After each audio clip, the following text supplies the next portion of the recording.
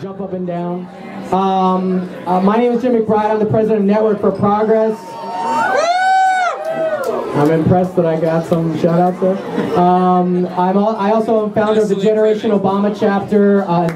Since 2007, we've been doing these kinds of events to get people together and get them excited for President Obama, and so it's gone really well. So thank you all for being a part of these.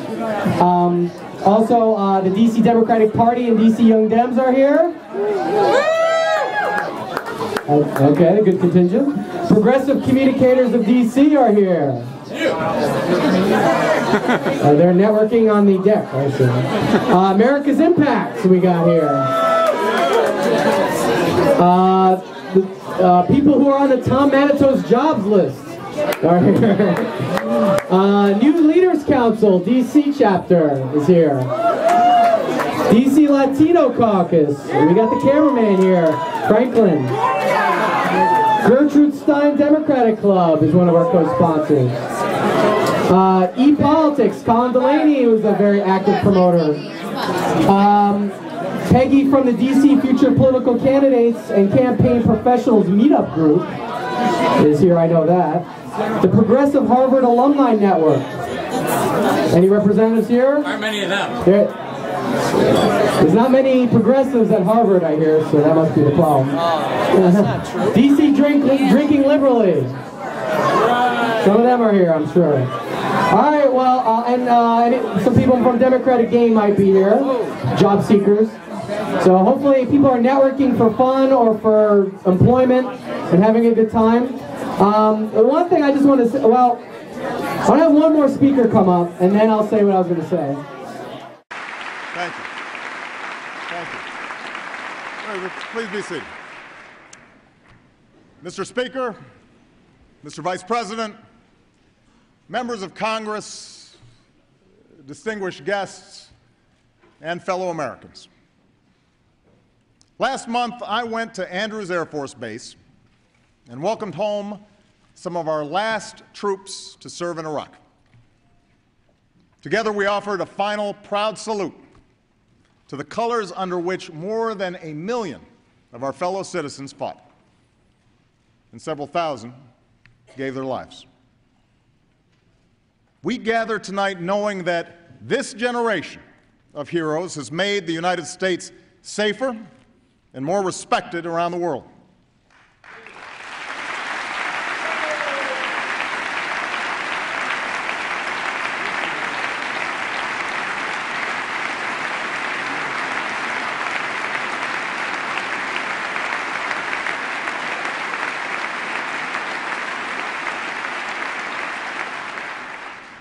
For the first time in 9 years, there are no Americans fighting in Iraq.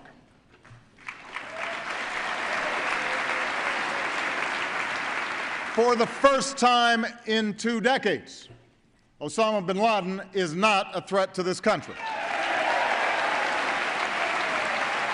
Well, ladies and gentlemen, a year ago, you probably weren't as excited to watch this speech, but I think that we're going to have a big year.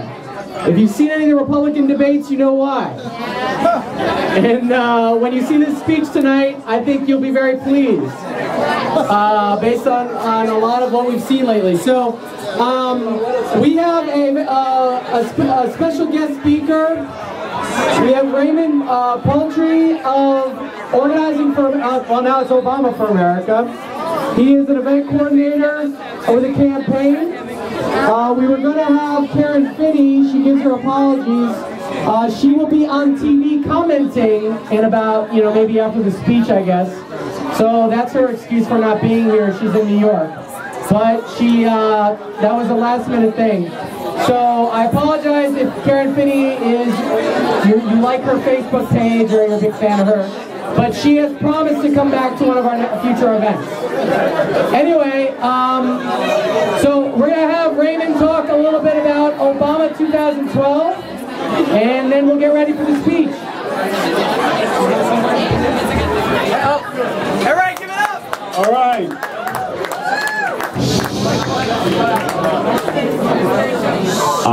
I'm not a loud person, so it's going to be hard for me to project even with the mic. I'm not going to waste a lot of your time. I understand there's a president's going to say a few words about something or another here. I came here. Thank you, Jim McBride, for inviting me. I appreciate it. I'm the events coordinator here in Washington, D.C. for the Obama campaign, and I just came to impress on you guys. I understand a lot of you guys aren't natural native D.C. residents, but as being people who are here in D.C., we implore you, as progressive, it is your duty, being in D.C., to come out and help support the campaign. There's no more excuses. We're 9 months away. Unfortunately, we won't be running against Herman Cain.